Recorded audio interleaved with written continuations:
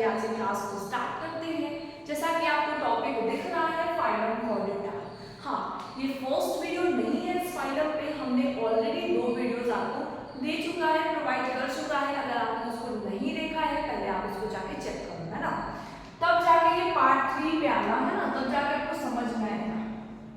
हमने इस टॉपिक के बारे में कॉर्डेटा क्या होता है, किसको बोलते हैं, कॉर्डेटा नॉन कॉर्डेटा में डिफरेंसेस क्या है, सारा कुछ हमने स्टडी कर रखा है।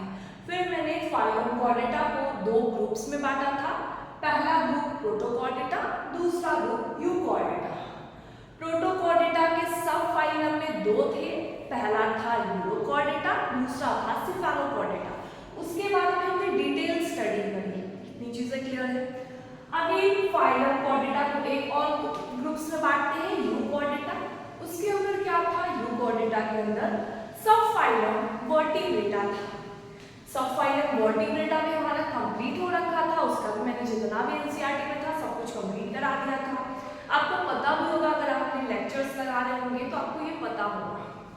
सब फाइलम वर्टिब्रेटा को हमने 2 डिवीजन में बांटा था।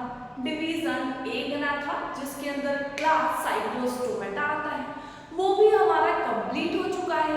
अब हम लोग लास्ट टॉपिक पे आए हैं। इस चैप्टर का जो सबसे लास्ट टॉपिक है उसके बारे में पढ़ने आ रहे हैं, दैट इज डिवीजन गनाथोस्टोमेटा।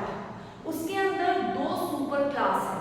पहला सुपर क्लास स्पाइसस एंड दूसरा सुपर क्लास टेट्रापोडा। आज हमने आपको कवर कराएंगे super class spices. Next video में सुपर क्लास टेट्रापोडा भी कंप्लीट हो जाएगा। क्लियर है। चलो, डिवीजन गैनाथोस्टोमेटा। अब आपको बेसिक इंट्रोडक्शन तो पता है कि गैनाथोस्टोमेटा का मतलब क्या होता है, प्रेजेंस ऑफ जॉस, यानी कि यहाँ पे क्या दिखाई देंगे आपको, जबड़े भी दिखाई देंगे, जॉस भी प्रेजेंट होंगे। तो आज का हमारा टॉपिक क्या है, सुपर क्लास। अगर आपको बहुत ज्यादा कंफ्यूजन हो रहा है कि मैं किस वे में जा रही हूँ, आप मेरे फ्लो चार्ट को देखते जाओ कि हमने कहाँ तक कंप्लीट कर लिया और आज कहाँ पे स्टडी कर रहे हैं, है ना, बहुत इजी हो जाएगा। सुपर क्लास स्पाइसस यानी कि मछली के बारे में आज पढ़ेंगे। पहली बार इसके जनरल कैरेक्टरिस्टिक्स जो हम लोग आपस में जानते भी हैं उसके बारे में स्टडी कर लेते हैं कि ये कहाँ पे पाए जाते हैं, इनका हार्ट कैसा होता है, ये सारी चीजों के बारे में। क्लियर, बहुत इजी है। पहले लिखेंगे ये कैसे होते हैं, एक्वेटिक होते हैं। क्लियर, ये तो सबको पता है कि एक्वेटिक होते हैं। इसके बाद इनका बॉडी कैसा होता है, तो इनका बॉडी स्ट्रीमलाइन बॉडी होता है। इसी के बेसिस पे एरोप्लेन का बॉडी आप समझ सकते हो। जैसे एरोप्लेन का बॉडी होता है, कैसे उसको बैलेंस पे और उसको फ्लाई करने में वो हेल्प करता है, सेम स्ट्रीमलाइन बॉडी आप उससे रिलेट करके समझ सकते हो। फिशेस का भी बॉडी कैसा होता है, स्ट्रीमलाइन बॉडी होता है।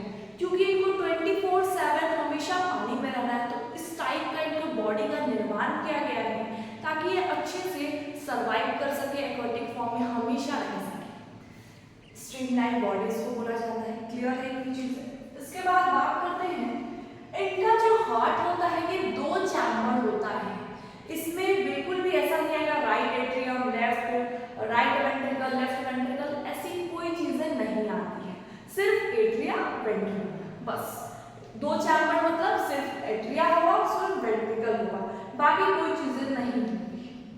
क्या लिखेंगे, 2 chamber heart, 2 chamber heart.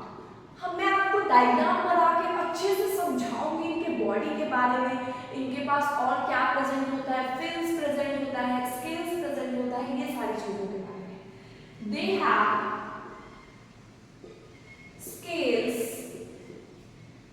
And fins over the surface of body. इनके पास अगर आप अपीयरेंस में देखोगे तो स्केल्स भी दिखाई देते हैं और फिन्स भी दिखाई देते हैं।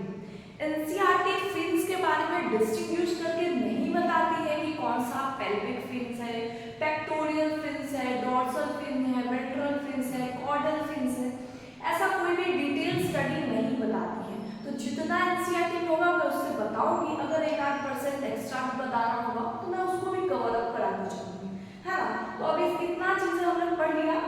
ये एक्वाटिक होते हैं, स्ट्रीमलाइन बॉडी होता है, 2 चैम्बर हार्ट है और इनके पास स्केल्स और फिन्स है। अब हम लोग बात करते हैं इनके पास रेस्पिरेशन के लिए क्या प्रेजेंट होता है।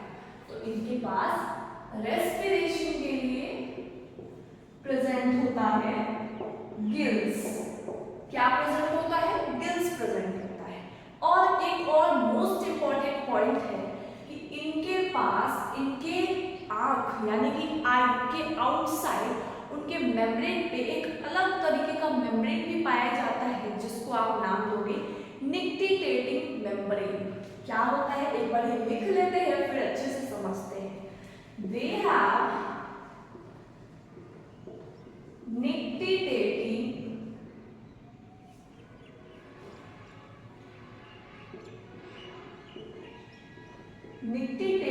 Membrane present outside the eye। यानी कि इनके पास और क्या होता है, क्योंकि इनको हमेशा पानी में रहना होता है तो आंखों में और कोई तकलीफ ना हो या कुछ भी परेशानी नहीं आए, इसके कारण एक और ट्रांसपेरेंट सा एक मेम्ब्रेन प्रोवाइड किया गया है इनको, दैट इज निक्टिटेटिंग मेम्ब्रेन, है ना। तो नेचर सब कुछ बहुत अच्छे से डिजाइन करती है, जिस ऑर्गेनिज्म को जिस कंडीशन में उसने रखा है उस टाइप के उसको एडेप्टेशन दे के भेजा है ना। समझ में आ रहा है? चलिए अब बात करते हैं, ये पाइसेस जो होते हैं they are cold blooded animals. यानी कि अब समझो, cold blooded animals, warm blooded animals, दो चीजों में हमेशा कंफ्यूजन रहती है। आज अच्छे से समझ लो, कंफ्यूजन क्रिएट नहीं करना है, बहुत इजी है ना। They are cold blooded animals. मैंने जो भी यहाँ पे लिखा है ये सारे कैरेक्टरिस्टिक्स किससे बिलोंग करते हैं? पाइसेस से बिलोंग करते हैं ना। तो ऐसा नहीं समझना कोल्ड ब्लडेड एनिमल्स सब किसके बारे में लिखा है ये पता ही नहीं चल रहा। हेडिंग तो दिख रहा है ना सबको, Pisces, clear. Cold blooded animals का मतलब क्या होता है? यानी कि अगर मान लो टेम्परेचर यहाँ सराउंडिंग का बहुत गर्मी वाला हो गया तो मेरे बॉडी में भी एकदम गर्मी आ जाएगा। ऐसा चेंज, जैसे एनवायरनमेंट में टेम्परेचर चेंज हुआ, मेरे बॉडी का टेम्परेचर चेंज हो गया, इसको क्या बोलते हैं? कोल्ड ब्लडेड एनिमल्स बोलते हैं। समझ में आया? Cold blooded. लेकिन हम लोग क्या है? हम लोग है वार्म ब्लडेड एनिमल्स। यानी कि अगर मान लो हम लोग को देखते हो जब फीवर हो जाता है क्या होता है? 1-2 टेम्परेचर बढ़ने के कारण हमारे बॉडी का सारा सिस्टम खराब हो जाता है। समझ में आ रहा है? तो क्या है? वार्म ब्लडेड एनिमल्स है। यानी कि एनवायरनमेंट का कोई भी टेम्परेचर हो, कुछ भी हो, लेकिन हमारे अंदर मेरा जो नॉर्मल बॉडी टेम्परेचर है वही रहेगा। अगर 1 डिग्री भी बढ़ जाता है तो क्या हो जाता है? समझ में आ रहा है ना। चलिए तो इसके बारे में लिखवा देते हैं ताकि आप बाद में पढ़ो तो उससे डाउट ना रहे कि कोल्ड ब्लडेड एनिमल्स क्या था, है ना। इसके बारे में लिख देते हैं। कोल्ड ब्लडेड एनिमल्स यानी कि दे change their body temperature according to the surrounding। इसीलिए इनको एक और वर्ड से बोला जाता है poikilothermal animals. They are poikilothermal animals. Same चीज है, कोल्ड ब्लडेड एनिमल्स को पोकिलोथर्मल भी बोला जाता है।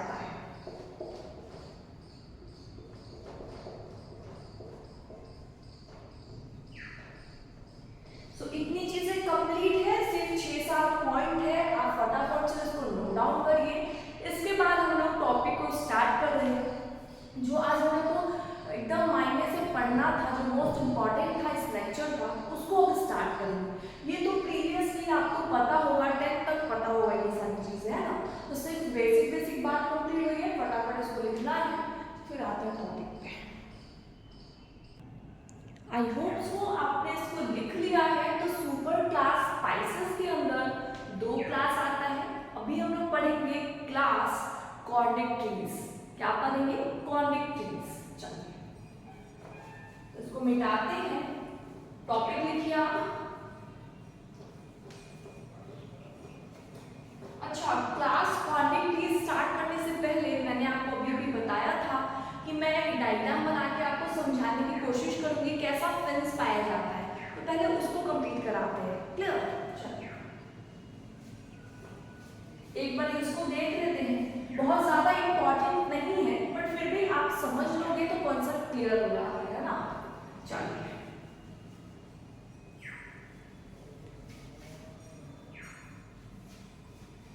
उस चीज को पहले समझते हैं।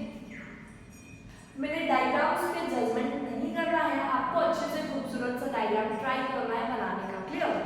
बचपन में बहुत बार हम लोगों ने बनाया है मछली का डायग्राम।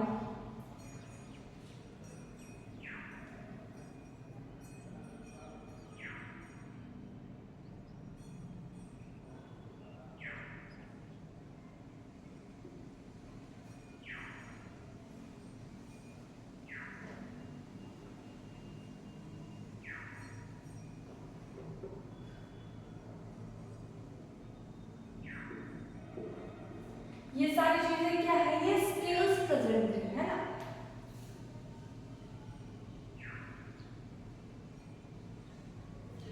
इसको नाम देते हैं डॉर्सल फिन्स, इसको नाम देते हैं वेंट्रल फिन्स। देखो मैंने जो चीजें आपको बताई थी उसको दिखाने के लिए मैं ये डायग्राम बनाई हूँ, तो आपको अच्छे से देखना है। क्लियर? इसको भी दो पार्ट्स में इसमें डिवाइड कर दो। अब देखो इसको क्या बोलते हैं, पेक्टोरल फिन्स। हाँ ये जरूर है, एनसीईआरटी में इतना डिटेल में नहीं दिया गया है बट आप अभी समझ लो थोड़ा सा, है ना।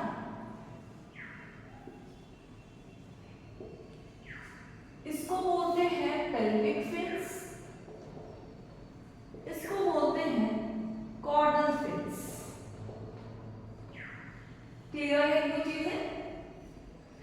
और इसका बॉडी कैसा होता है, स्ट्रीमलाइन बॉडी होता है। एक बार और सुन लीजिए क्या होता है, यहाँ पे फिन्स पाए जाते हैं और स्केल्स पाए जाते हैं, इसको आप बोलोगे स्केल्स। अब देखो एक डॉर्सल फिन्स होता है, यानी कि देखो डॉर्सल और वेंट्रल तो मैंने ऐसे ही लिखा है, जो डॉर्सली प्रेजेंट है उसको डॉर्सल लिखा, जो वेंट्रली प्रेजेंट है वो वेंट्रल फिन्स होगा। बाकी एक पेक्टोरल फिन्स दिखाई देता है, पेल्विक फिन्स दिखाई देता है एंड कॉर्डल फिन्स दिखाई देता है। इतनी चीजें क्लियर हो रही है? चलिए अब आते हैं अपने क्लास के क्वांटिटीज पे। आई होप आपने इसको लिख लिया है, मेंशन कर लिया है। अगर नहीं किया है तो वीडियो को पीछे करना है, इसको पॉज करना है और बनाना है। चलिए अब लिखना है क्लास क्वांटिटीज। इसके बारे में आपको ध्यान से सुनते जाना है और नोट डाउन करते जाना है। समझ में आ रहा है ये चीजें? पहली बात, all are present in marine water. जितने भी इस क्लास से मेंबर्स बिलोंग करेंगे ये सारे कहाँ पाए जाते हैं, मरीन वाटर में सिर्फ और सिर्फ पाए जाते हैं। ये समुद्र में दिखेंगे, ये कहीं पे भी फ्रेश वाटर में नहीं दिखते हैं। समझ में आया ये चीज? अगर आपको इस क्लास के बारे में एकदम अच्छे से पढ़ना है तो आपको एक चीज अपने माइंड में बैठा के रखना है, दैट मीन्स आपको एज्यूम करते चलना है शार्क को। किसको? शार्क को। बस शार्क मछली को एज्यूम करते जाओ और कैरेक्टरिस्टिक्स को लिखते जाओ। सेम क्लास 103 से शार्क भी बिलोंग करता है। समझ में आ रहा है ना? अब बात करते हैं इसके बारे में, तो इनके जो एंडोस्केलेटन होते हैं ये किससे बने होते हैं, कार्टिलेज से बने होते हैं, इसलिए ये कार्टिलेजिनस में आते हैं। समझ में आ रहा है? Quantities clear? Endoskeleton is made up of cartilaginous। इतनी चीजें क्लियर है? अभी सिर्फ दो पॉइंट्स हम लोग बताए हैं आपको, सिर्फ उसको याद करो। सारे कहाँ पे पाए जाएंगे, सारे के सारे मरीन वाटर में पाए जाएंगे और इनके जो भी एंडोस्केलेटन प्रेजेंट है बॉडी में ये सारे कैसे होते हैं, कार्टिलेज से मिलके बने होते हैं। क्लियर? अब बात करते हैं नोटों, फिर बाद में रिप्लेस हो जाता है, ऐसा कोई भी चीज दिखाई नहीं देती। समझ में आ गया इतनी चीजें? इसके बाद इनके पास क्या होता है, इनका जो फर्टिलाइजेशन होता है वो इंटरनल फर्टिलाइजेशन होता है। इंटरनल फर्टिलाइजेशन होता है। समझ में आ रहा है ये चीजें? ये सारे के सारे कैसे होते हैं? विविपेरस होते हैं। कैसे होते हैं? विविपेरस। ये सारे कैरेक्टरिस्टिक्स आपको याद करने होंगे, क्लास के साथ बोलते रहना होगा, तभी जाके आप याद कर सकते हो। क्या क्या मैंने 5 पॉइंट में बताया? इनका फर्टिलाइजेशन इंटरनल होता है, ये विविपेरस होते हैं, इनका एंडोस्केलेटन कार्टिलेज से मिलकर बना होता है, ये सारे मरीन वाटर में पाए जाते हैं और इनका नोटोकॉर्ड रिप्लेस नहीं होता है। 5 कैरेक्टरिस्टिक्स मैंने आपको बताया, इसको पहले 2 बार खुद से बोलो, फिर आगे बढ़ते हैं। 5 कैरेक्टरिस्टिक्स सभी को याद हो गया? मैं नाम के चल रही हूँ, आपने 2 बार बोल लिया है। चलिए इसको मिटाते हैं और नेक्स्ट कैरेक्टरिस्टिक्स पे आते हैं, है ना? इसके कम से कम 12 कैरेक्टरिस्टिक्स तो आपको याद होने ही चाहिए, जितने एनसीईआरटी में दिए हुए हैं उसको याद करना ही करना है ना? अभी 5 कंप्लीट हो गया है, लास्ट में आपको सब रिवाइज कराऊंगी, है ना?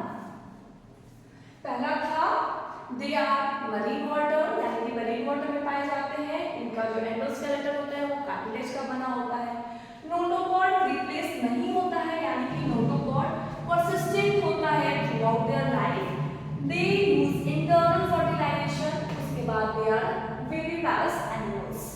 5 कैरेक्टरिस्टिक्स क्लियर है? चलिए अब आते हैं इनका माउथ कैसे प्लेस होता है, वेंट्रली पाया जाता है कि डॉर्सली पाया जाता है? तो इनका जो माउथ है, मान लो ये क्या है, ये एक शार्क मछली है, समझ लो ये शार्क मछली है, तो इनका जो माउथ है ये डॉर्सल है, ये वेंट्रल है, तो ये शार्क मछली का माउथ कहाँ पे प्रेजेंट होगा? तो माउथ वेंट्रली प्रेजेंट होगा। कहाँ पे होगा?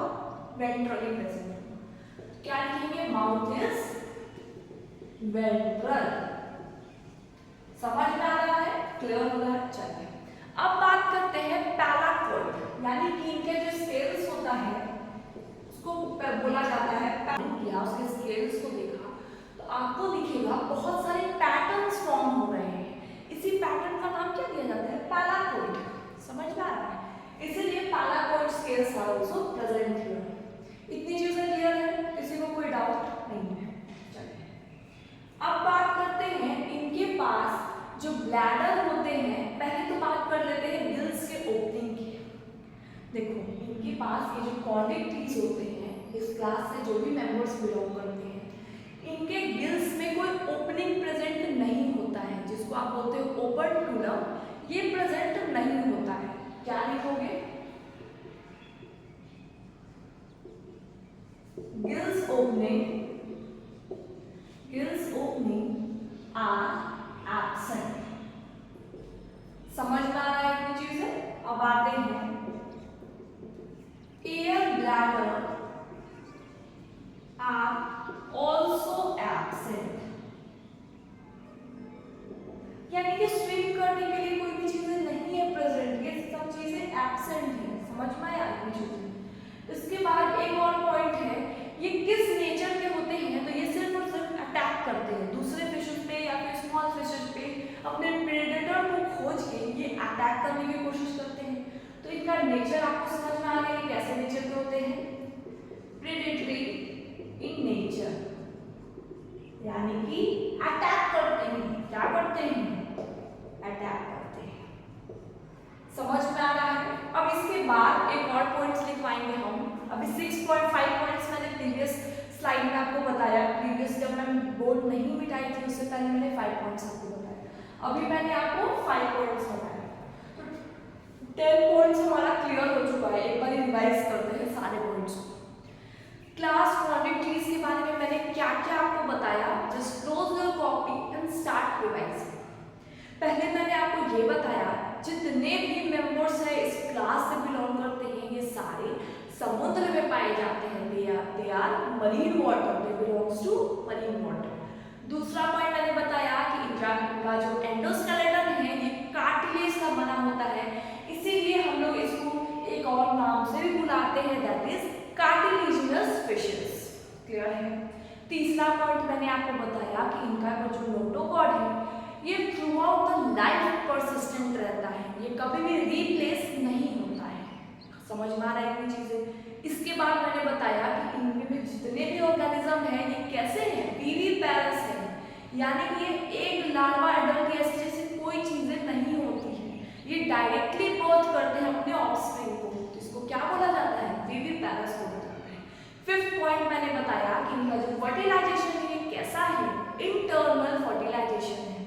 सिक्स्थ पॉइंट मैंने बताया इनके गिल्स के ओपनिंग के बाहर कोई भी कवरिंग प्रेजेंट नहीं है, यानी कि गिल्स के ओपनिंग को आप बोलते हो ओपर्निकुलम, तो ये चीजें प्रेजेंट नहीं है। माउथ कैसे प्लेस्ड है, तो माउथ इनका वेंट्रल प्लेस्ड है। उसके बाद इनके पास पैराकोइड स्केल्स प्रेजेंट है, क्लियर, और एयर ब्लैडर भी एब्सेंट है, और ये किस नेचर के होते हैं, तो ये प्रीडेटर नेचर के होते हैं, यानी कि ये अटैक करते हैं अपने कुछ भी अपने फूड को या कुछ भी चीज के लिए अटैक करते हैं, प्रीडेटरी नेचर होते हैं। तो 10 पॉइंट्स हमारा ऑलरेडी कंप्लीट है, अब एक आधा पॉइंट्स और बचा है, फिर हम लोग दूसरी क्लास पे आएंगे और इस लेक्चर को कंप्लीट करेंगे। तब तक आपको क्या करना है, 2 बार इसको लिखो और रिवाइज करो, क्लियर, फिर मैं इसको मिटा दूंगी।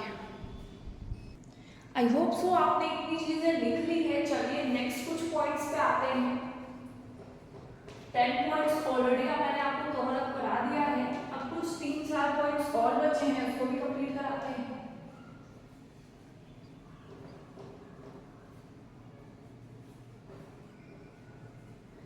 अब बात करते हैं इनके पास गिल्स के कितने पेयर्स प्रेजेंट हैं, तो इनके जो गिल के पेयर्स है 5 to 7 pairs of gills are present. Clear हो गया, 11 पॉइंट था ये, अब 12 पे आ गए। एक एक पॉइंट आपको पूरे अच्छे से याद होना चाहिए ना। चलिए अब बात करते हैं मेल जो होगा इसमें वो क्या बेयर करता है, तो मेल्स के पास होता है क्लासिफोर्स। एक बार मैं लिख लेती हूँ फिर आपको समझाती हूँ। Male bears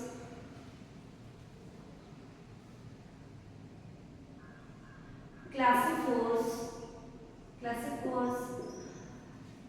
which are present in the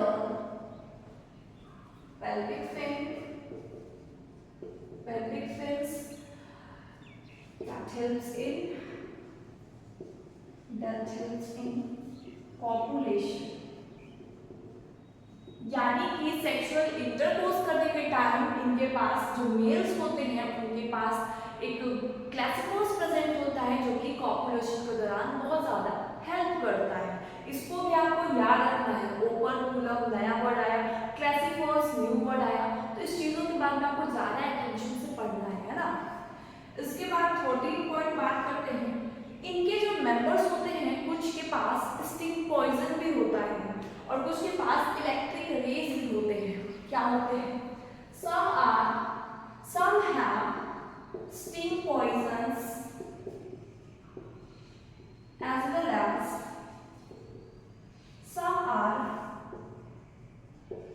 some have electric rays present on them। कुछ स्टिंग रे यानी कि पॉइजन का भी काम करते हैं, कुछ के पास इलेक्ट्रॉन ड्रैगन होते हैं या इलेक्ट्रिक ड्रैगन होते हैं, कुछ ऐसे भी पाए जाते हैं, बस आपको याद करते जाना है ना। अब इनके टीथ के बारे में क्या जानना है, तो इनका जो टीथ होता है वो बैकवर्डली प्लेस्ड होता है। कैसा होता है, backwardly, teeth are backwardly placed. अब टीथ किसके मॉडिफिकेशन से आता है, तो ये जो टीथ है ये पैराकोइड स्केल्स के मॉडिफिकेशन से बनता है। समझ में आया ये चीजें? देखो मैं वापस से 14 कैरेक्टरिस्टिक्स मैंने बताया आपको कॉर्डेट ट्रीज के बारे में, अब पूरा मैं आपको एक बार पूरा रिवाइज कराती हूँ, समझ में आ रहा है? अब एक आध पॉइंट आपको नहीं समझ में आया है तो अच्छे से समझ में आ जाएगा। चलिए एक बार रिवाइज करते हैं। इनके जो मेंबर्स होते हैं ये मरीन वाटर में पाए जाते हैं, इनका फर्टिलाइजेशन इंटरनल है, ये विविपेरस होते हैं, 5 to 7 पेयर ऑफ गिल्स होता है, नोटोकॉर्ड इनका परसिस्टेंट रहता है थ्रू आउट देयर लाइफ, इनके पास पैराकोइड स्केल्स प्रेजेंट है, इनका जो गिल्स का ओपनिंग है जिसको आप ओपर्कुलम बोलोगे वो एब्सेंट होता है, एयर ब्लैडर जिसको आप स्विम ब्लैडर में बोलते हो ये भी एब्सेंट होता है। समझ में आया? इनका जो टीथ होता है वो बैकवर्डली प्लेस्ड होता है और ये किसके मॉडिफिकेशन से आता है? पैराकोइड स्केल्स के मॉडिफिकेशन से बनता है। माउथ जो होता है वो वेंट्रली प्लेस्ड होता है। समझ में आ रहा है ये चीजें? इसके बाद ये किस नेचर के पाए जाते हैं? तो ये प्रेडेटरी नेचर के पाए जाते हैं, ये अटैक करते हैं। उसके बाद मैंने बोला कुछ इनमें स्टिंग पॉइजन भी होते हैं, कुछ इलेक्ट्रिक रेज वाले भी होते हैं। इनका जो एंडोस्केलेटन है ये कार्टिलेजिनस से होता है, इसीलिए इनका दूसरा नाम कार्टिलेजिनस फिशेस भी होता है। अब सिर्फ और सिर्फ इसका एग्जांपल्स बचता है, 5 एग्जांपल दिया गया है, उसको लिखते हैं और फटाफट से दूसरे क्लास में जाते हैं, that is class ostriches. Clear? तो मैं यहाँ पे एग्जांपल्स भी लिख देती हूँ, सिर्फ 5 एग्जांपल्स है। पहला है सॉफिश, दूसरा है डॉगफिश, तीसरा है ग्रेट व्हाइट शार्क, चौथा है स्टिंगरेज, पांचवा है इलेक्ट्रिक रेज। मैंने यहाँ पे कॉमन नेम लिखा है, जब मैं एनसीईआरटी आपको पढ़ाऊंगी तो एक बार आपको साइंटिफिक नेम से भी बता दूंगी कि क्या होता है। क्लियर? तो आप इसको नोट डाउन कीजिए, फिर आते हैं दूसरे क्लास पे। आई होप सो आपने इसको लिख लिया है। अब इसको मिटाते हैं और दूसरे क्लास में आते हैं।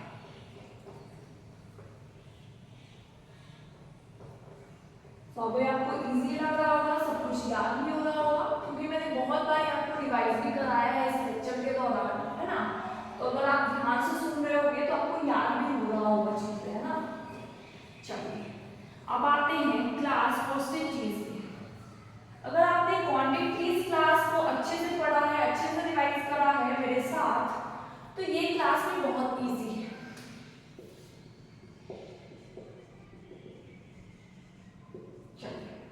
पहले बात करते हैं ये कहाँ पे पाए जाते हैं। आपको ये तो कंफर्म है कि ये तो सारे कैसे होंगे? वाटर में पाए जाते हैं, क्योंकि इनका जो डिवीजन है ग्नाथोस्टोम, क्लास कौन सा है?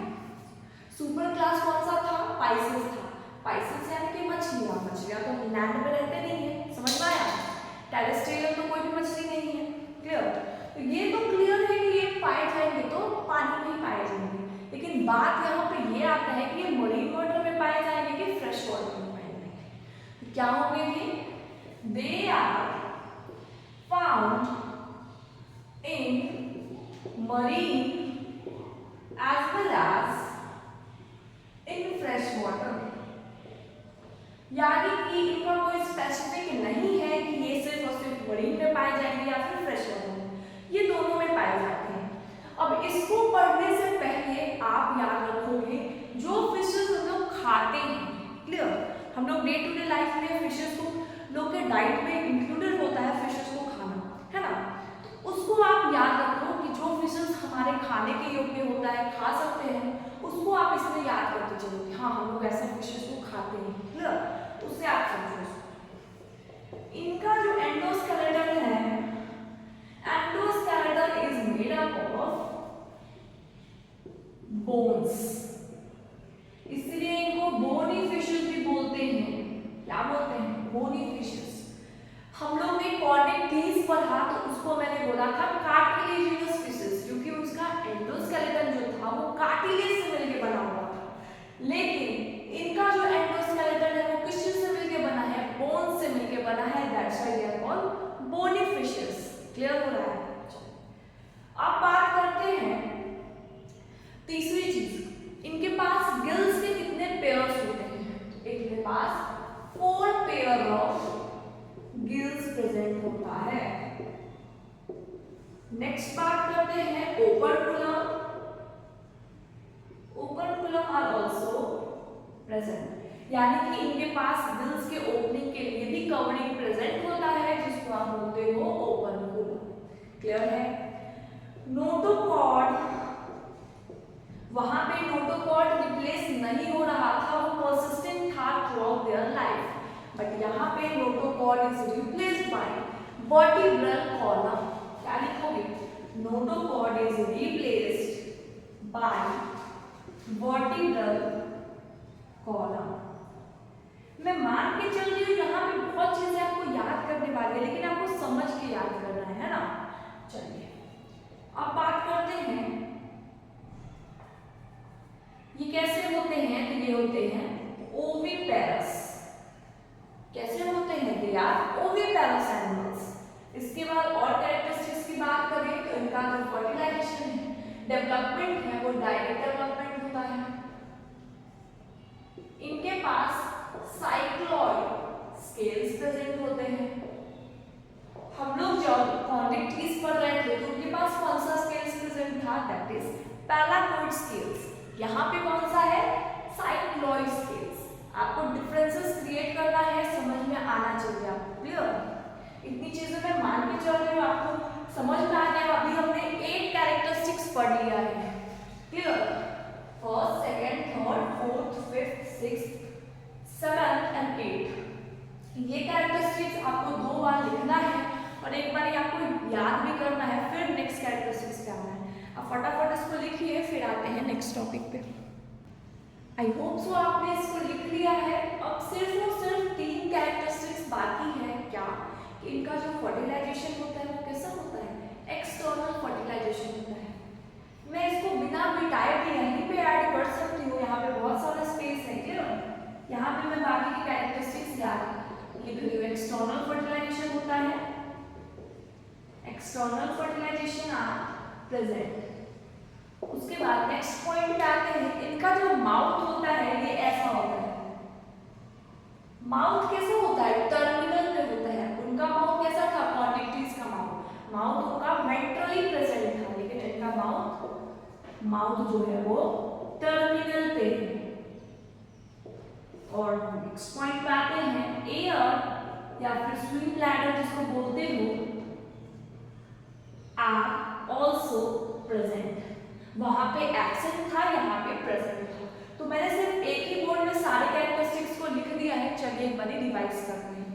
क्लास ऑस्ट्रिचीज के बारे में, ये कहाँ पे रहते हैं? तो ये मरीन वाटर, फ्रेश वाटर दोनों में पाए जाते हैं। इनका माउथ टर्मिनल होता है। इनके गिल्स के बाहर एक ओपनिंग प्रेजेंट होता है जिसको आप बोलते हो ओपर्निकुलम, ये प्रेजेंट है। ये कैसे होते हैं? जिनका एक्सटर्नल फर्टिलाइजेशन होता है, ये ओविपेरस होते हैं। डायरेक्ट डेवलपमेंट होता है। नोटोकॉट जो होता है वो रिप्लेस हो जाता है वर्टिकल कॉलम से। क्लियर? उसके बाद गिल्स के 4 पेयर्स प्रेजेंट है। बाकी सारे कैरेक्टरिस्टिक्स तो मैंने आपको बता ही दिया। स्केल्स कैसा है? साइक्लॉइड स्केल्स है। अब लास्ट पे आ गए दैट इज एग्जांपल्स। एग्जांपल्स को निपटाते हैं। क्लियर? मैं इसको मिटाती हूँ और एग्जांपल्स लिखती हूँ। पहले मैं लिख देती हूँ, फिर आपको तब तक आपको मेरे साथ लिखते जाना है, देन हम लोग डिस्कस करेंगे। एग्जांपल्स में डिस्कशन तो बचता नहीं है, सिर्फ जो मैं लिखूंगी वो आपको याद करना होगा। क्लियर? चलिए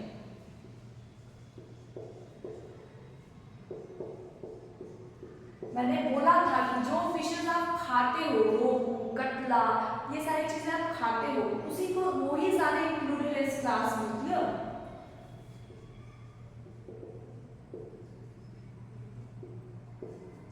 मैंने यहाँ पे साइंटिफिक नेम और कॉमन नेम दोनों ही इंक्लूड कर लिया है। मैंने प्रीवियस जो पढ़ाया था क्लास अकॉर्डिंग चीज, उसमें सिर्फ मैंने कॉमन नेम लिखा है कि बाद में मैं आपको साइंटिफिक नेम करा दूंगी एनसीईआरटी के साथ साथ। बट नहीं, मेरा यही है कि एक साथ ही कवर अप कराते हैं साइंटिफिक नेम। क्लास जब मैं एनसीईआरटी पढ़ाऊंगी तो दूसरी बार आपको रिवाइज हो जाएगा। क्लियर? इसलिए मैं यहाँ पे दोनों चीजें लिखी।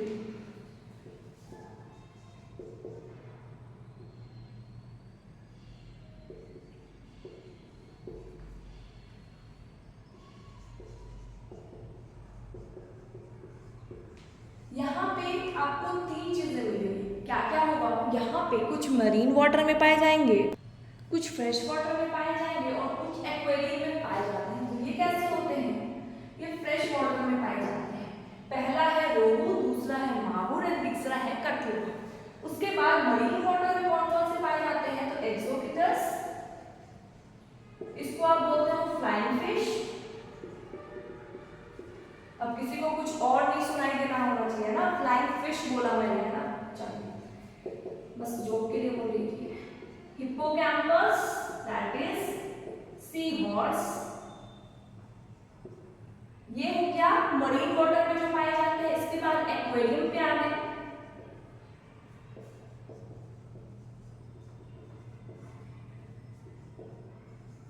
फाइटिंग फिश एंड पेट्रोफाइलम, जिसको आप बोलोगे एंजल फिश। तो टोटल इन 3 to 5 6 7 एग्जाम्पल्स है, आपको याद रखना है। Rohu, magur, catla, flying fish, sea horse, fighting fish and angel fish.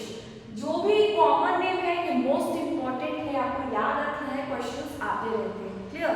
तो आज का लेक्चर यहीं तक। आप इस फाइलम को, इस क्लास को याद कीजिए। नेक्स्ट लेक्चर में ये चैप्टर कंप्लीट हो जाएगा, क्योंकि मैं कल आपको super class that is spices और टेट्रापोडा के अंदर बाकी जो एम्फीबिया, रेप्टिलिया है वो सारी